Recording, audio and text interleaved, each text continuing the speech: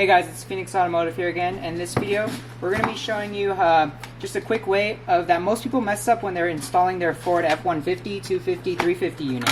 You have one of these. This is an auto AC unit. Your manual AC is going to look a little bit different. And this is for Sync3. But we have here our two modules, Sync3 and Sync2.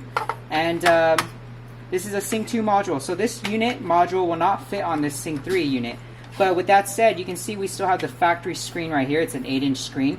What you need to do is you need to remove this module. This Sync3 unit, we already removed it. So a screen would have been attached to here. We just unscrew it. But just a really quick demonstration, there's a couple screws at the back. So once you unscrew these, again, this is a Sync2 module. So let's take this out.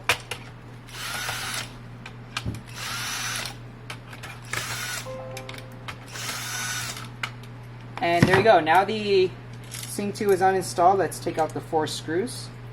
Put them right there. You can see that there's a connector right here and a connector right there. The screen you no longer need, so let's put that aside. Save this for later in case if you want to put the factory back on.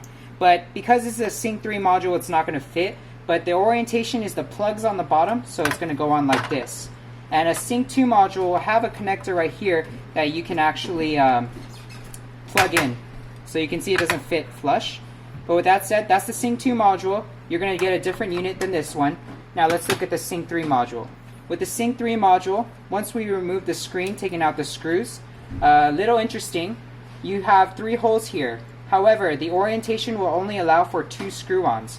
So you're going to find the orientation. This is the correct orientation, plugs on the bottom facing that way. So once we line it up with the 2 screws, you can see I have a 1 and 2 right there. So let's screw these into place.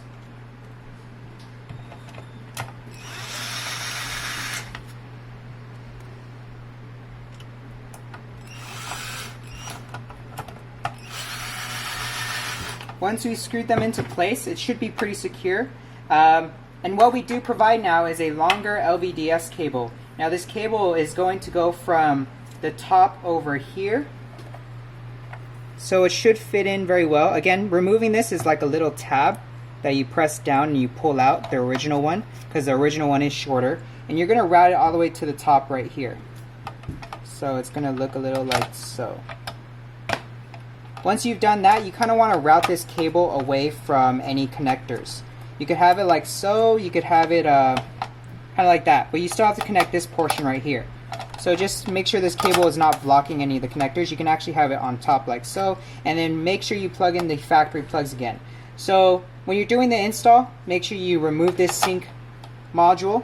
This is Sync2, Sync3, and you're going to screw it back onto here. Remember, you're going to have the plugs on the bottom of the unit. Thank you guys for watching. Another thing to note, if you have Sync 1, 2, or 3, doesn't matter. There is a CD player that you need to leave installed. And what we do is we take that box out, and these piggyback cables go right behind that box. So you plug in the box, and then you put the factory back here.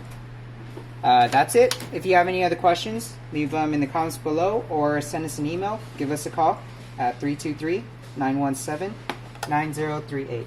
Bye guys.